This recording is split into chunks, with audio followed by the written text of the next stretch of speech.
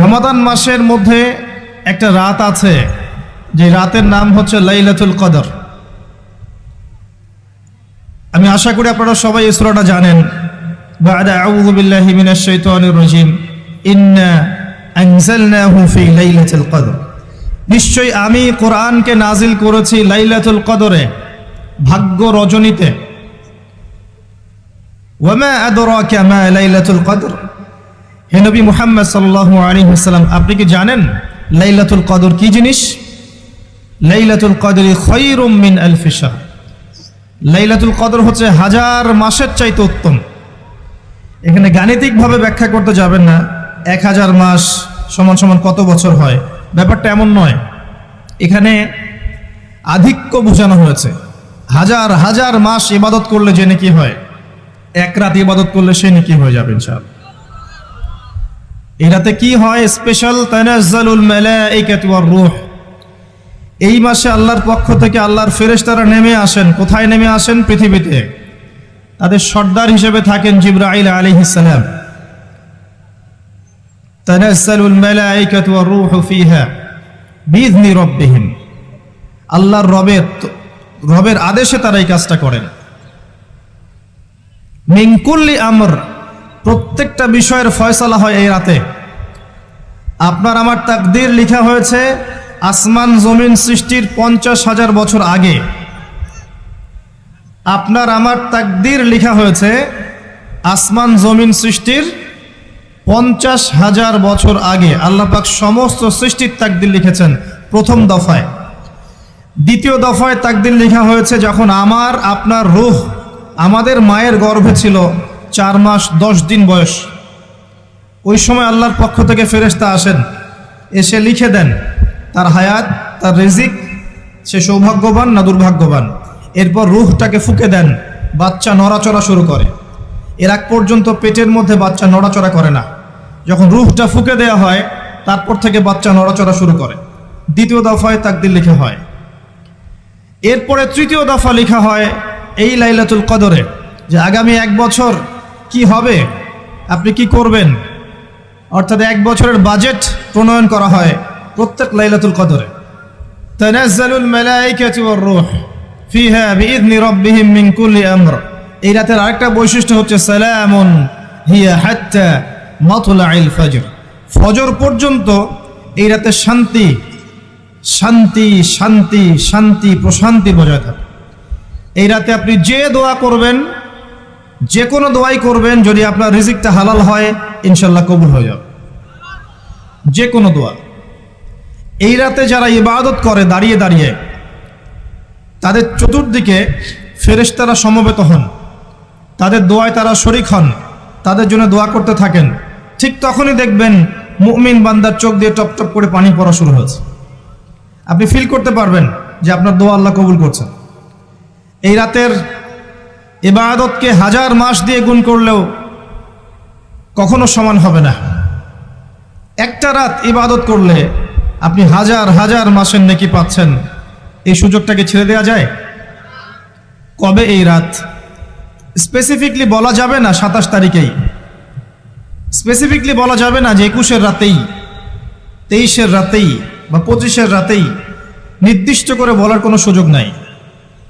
নবী সাল্লাল্লাহু আলাইহি ওয়াসাল্লাম লাইলাতুল কদর পেয়েছেন এবং ওই রাতে বৃষ্টি হচ্ছিল। তিনি সেজদা করছেন, তার কপালের মধ্যে মসজিদে নববীর যে মাটি আছে এই মাটির কাদা লেগেছিল। তখন কিন্তু মসজিদ টাইলস ফিটিং ছিল না, মাটির মসজিদ থেকে নবী সাল্লাল্লাহু আলাইহি ওয়াসাল্লাম বিশ্ব পরিচালনা করেছেন। আর আমাদের এখন তাজমহলের মতো মসজিদ, হেদায়েতের কোনো হও নাই এখানে। এটা আখিরুজ্জামানের সাইন, মসজিদগুলো হবে চাকচিক্যময়, হেদায়েত শূন্য। হাদিস একদম স্পষ্ট আছে, মসজিদ হবে চাকচিক্যময় কিন্তু হেদায়েত শূন্য। ইভেন দেখবেন নামাজ পড়ছে মুসল্লি, পাশে হই হুল্লা করছে। দিনের কথা আলোচনা হলে বা নামাজ পড়লে, কেউ কোরআন তেলাওয়াত করলে আদবের সাথে যে পাশে শোরগোল করতে হয় না, এটাও এখন বুঝাতে হয়। বুঝাতে গিয়ে যদি আপনি এই আয়াত তেলাওয়াত করেন, লাহুম কুলুবুন লা ইয়াফকাহুনা বিহা, কিছু মানুষকে আল্লাহ পাক কলব দিয়েছেন বোঝে না। ওয়ালাহুম আযানুন লা ইয়াসমাউনা বিহা, কিছু মানুষকে আল্লাহ পাক কান দিয়েছেন শোনে না। ওয়ালাহুম আ'ইউনুন লা ইউবসিরুনা বিহা, কিছু মানুষকে আল্লাহ পাক চোখ দিয়েছেন দেখে না। উলাইকা কাল আনআম, এরা আনআমের মতো। বাল হুম আদাল, বরং তার চাইতেও নিকৃষ্ট। তখন কিছু মানুষের ইগোতে লেগে যায়। আচরণ কিন্তু এমনই। কোরআন যেখানে তেলাওয়াত করা হচ্ছে, নবীর হাদিসের কথা বলা হচ্ছে, সেখানে উঁচু স্বরে কথা বলা জায়েজ নেই। নামাজ পড়ছে একজন ব্যক্তি, সে আল্লাহর সাথে সরাসরি কথা বলছে, তার পাশে কথা বলা জায়েজ নেই। এমনকি নামাজরত ব্যক্তির পাশে কোরআন তেলাওয়াত করাও জায়েজ নেই। আমি কথা কি বুঝতে পারছেন?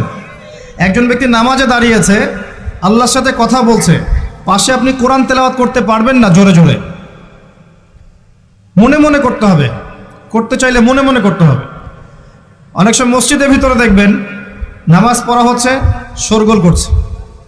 নবী সাল্লাল্লাহু আলাইহি ওয়াসাল্লাম বলেছিলেন, আখিরুজ জামানে, তিরমিজিতে আছে হাদিসটা, আখিরুজ জামানে ইসলামের নামটুকু থাকবে, ইসলামের প্রকৃত বিষয়গুলো থাকবে না। কোরআনের মাসহাফ থাকবে, যে মাসহাফ, কোরআনের মাসহাফটা থাকবে, এর শিক্ষাগুলো থাকবে না। মসজিদগুলো হবে চাকচিক্যময়, কিন্তু মসজিদ হবে হেদায়েত শূন্য। আর চতুর্থ লাইনটা আরো ভয়ঙ্কর। 4 নম্বর লাইনে গিয়ে নবীজি বলেছেন সাল্লাল্লাহু আলাইহি ওয়াসাল্লাম, আসমানের নিচে জমিনের উপরে আল্লাহর সবচেয়ে নিকৃষ্ট সৃষ্টি হবেন এক শ্রেণীর আলেম, যাদের থেকে ফিতনা ছড়াবে এবং তাদের দিকেই ফিতনা ফিরে আসবে। তিরমিজির মধ্যে হাদিসটা আছে, যে কোনো আলেমকে জিজ্ঞাসা করে এটা কোন শ্রেণীর আলেম, এটা বোঝার জন্য আপনার পিএইচডি করার দরকার নাই। যারা দিনকে দুনিয়ার বিনিময়ে বিক্রি করেছে, তারাই সেই শ্রেণীর আলেম। যারা সত্য কথা বলতে ভয় পেয়েছে, তারাই সেই শ্রেণীর আলেম। যারা সত্যকে মিথ্যার সাথে মিশ্রিত করেছে, তারাই সেই শ্রেণীর আলেম। এবং যারা ইসলামের নামে উম্মাকে শতদা বিভক্ত করে দিয়েছে, এরাই সেই শ্রেণীর আলেম। নবী করিম সাল্লাল্লাহু আলাইহি ওয়াসাল্লাম বলেছেন, লাইলাতুল কদর আমি পেয়েছি, কপালে কাদামাটি ছিল, বৃষ্টি হচ্ছিল, তার মানে ওই রাতে বৃষ্টি হতে পারে, ওই রাতে বৃষ্টি হতে পারে। লাইলাতুল কদরের আলামত, রাতের বেলা বৃষ্টি হতে পারে। বৃষ্টি হয়েছে, তিনি নামাজ পড়েছেন, কপালের মধ্যে কাদা লেগেছিল, তিনি বের হয়েছেন, সাহাবীদেরকে বলবেন কোন রাতটা লাইলাতুল কদর, আজকের রাতটা লাইলাতুল কদর, এটা বলতে বের হয়েছেন। বের হয়ে দেখছেন দুজন মুসলিম আপোষে ঝগড়া করছে। লিসেন টু মি, দুজন মুসলিম আপোষে ঝগড়া করছে। আমরা বলি না যে মুসলিমদের মাঝে ইখতিলাফগুলো রহমত, আমরা বলি না? দুজন মুসলিম আপোষে ঝগড়া করছে। এই কাজটার কারণে আল্লাহ রাব্বুল আলামিন নবী সাল্লাল্লাহু আলাইহি ওয়াসাল্লামের হৃদয় থেকে এই কথাটাকে তুলে নিলেন। তিনি আর বললেন না এক্স্যাক্টলি কোন রাতে লাইলাতুল কদর ছিল, তিনি বলতেই বেরিয়েছিলেন যে কোন রাতে লাইলাতুল কদর ছিল। আমাদের ইখতিলাফের কারণে আমরা সেই নির্দিষ্ট রাতটাকে হারিয়ে ফেলেছি। তবে এর মধ্যেই খায়ের আছে, এর মধ্যেই কল্যাণ আছে। আরবিতে একটা প্রবাদ আছে, কুল্লু শার ইউজাদু ফিহিল খায়র, প্রত্যেকটা অকল্যাণের পিছনেই কোনো না কোনো কল্যাণ আছে। নির্দিষ্ট করে বলে দিলে আমরা বাকি রাতগুলো জাগতাম না। নবী সাল্লাল্লাহু আলাইহি ওয়াসাল্লাম এখন বললেন যে আমাকে ভুলিয়ে দেওয়া হয়েছে কোন রাত, তোমাদের ঝগড়ার কারণে। অতএব তোমরা শেষ দশকের বিজোড় রাতগুলোকে তালাশ করো। শেষ দশকের বিজোড় রাত বলতে 21-এর রাত, 23-এর রাত, 25, 27, 29, এই 5টা রাতের যে কোনো একটা লাইলাতুল কদর। এই রাতে ইবাদত করলে এত নেকি হচ্ছে, কারণটা কি? রাত আর দিন কি ডিফারেন্ট কিছু? প্রত্যেক রাতেই কিন্তু আল্লাহ পাক প্রথম আসমানে নেমে আসেন, প্রত্যেক রাতে, শুধু শবে বরাতের রাতে নয়, শুধু নিসফে শাবানের রাতে নয়, কিন্তু প্রত্যেক রাতেই আল্লাহ পাক প্রথম আসমানে নেমে আসেন। তিনি কিভাবে নেমে আসেন এটা ব্যাখ্যা করার দরকার নেই আমাদের। আল্লাহ পাক বলেছেন নেমে আসি, বাস আসি। কারণ সবকিছু আমরা যুক্তি, বিজ্ঞান, দর্শন দিয়ে প্রমাণ করতে পারবো না। পারবো?